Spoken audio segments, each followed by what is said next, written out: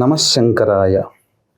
15వ తారీఖు ఫిబ్రవరి మహాశివరాత్రి ఆదివారం కలిసి వచ్చిందండి. అందరికీ సెలవు ఉంటుంది కాబట్టి ఈ మహాశివరాత్రి పర్వదినాన్ని అందరూ కూడా ఎంతో భక్తి ప్రపత్తులతో ఆ పరమేశ్వరుని అనుగ్రహం పొందే ప్రయత్నం చేయండి. ముఖ్యంగా ఈ మహాశివరాత్రికి ఒక గొప్ప విశిష్టతలు ఉన్నాయండి. ఏంటంటారా? మొట్టమొదటిది పాతార్క యోగము కలిసి వచ్చింది.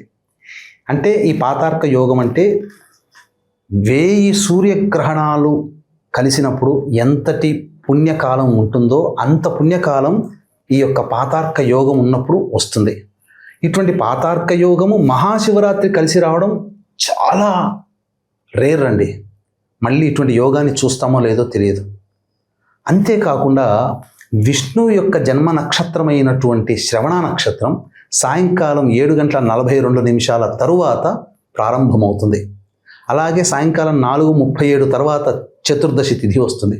కాబట్టి ఈ యొక్క మహాశివరాత్రి ఈశ్వరునికి సంబంధించినటువంటిది. అలాగే విష్ణు జన్మ నక్షత్రం, నారాయణ జన్మ నక్షత్రం, శ్రవణ నక్షత్రం రెండూ కలిసి వచ్చినటువంటిది. కాబట్టి శివకేశవుల యొక్క అనుగ్రహం ఏకకాలంలో పొందే యోగం ఈ మహాశివరాత్రి. కావున అందరూ కూడా ఎంతో భక్తి ప్రపత్తులతో ఆ యొక్క పరమేశ్వరుని ఆరాధన చేసి ధరించండి. మీరు ఆ అనుగ్రహాన్ని పొందండి అని చెప్పవచ్చు.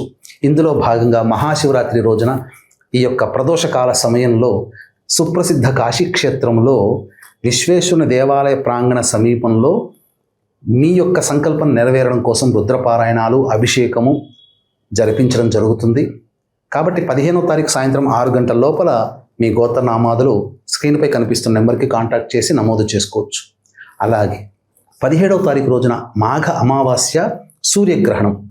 ఈ సందర్భంగా వృషభ, మిథున, కర్కాటక, సింహ, వృశ్చిక, ధనుస్సు, కుంభ, మీన రాశుల్లో జన్మించినటువంటి వారికి గ్రహణ దోషం. మన భారతదేశంలో గ్రహణం కనిపించదు, కానీ గ్రహణ దోష ప్రభావం ఈ రాశుల్లో చెప్పినటువంటి రాశుల్లో జన్మించినటువంటి వారికి ఉంటుంది. కాబట్టి 17వ తారీఖు రోజున మధ్యాహ్నం 3 గంటలకి కాశీక్షేత్రంలో గ్రహణ దోష నివారణ పూజలు, హోమాలు, చండీ హోమము, మృత్యుంజయ, రుద్ర, సుదర్శన, అలాగే కాలభైరవ, సుబ్రహ్మణ్య, దత్తాత్రేయ హోమాలు, శనిదోష నివారణ పూజలు, హోమాలు జరిపించి శక్తిపాతం చేసినటువంటి కరుంగలి మాల ఇవ్వడం జరుగుతుంది. అవకాశం ఉన్నవాళ్ళు 17వ తారీఖు మధ్యాహ్నం 1 గంట లోపల మీ గోత్రనామాదులు నమోదు చేసుకోవచ్చు. అవకాశం ఉంటే 2 కార్యక్రమాల్లో నమోదు చేసుకుని, లేదా ఏదైనా ఒక కార్యక్రమంలో మీరు నమోదు చేసుకునే ప్రయత్నం చేయండి.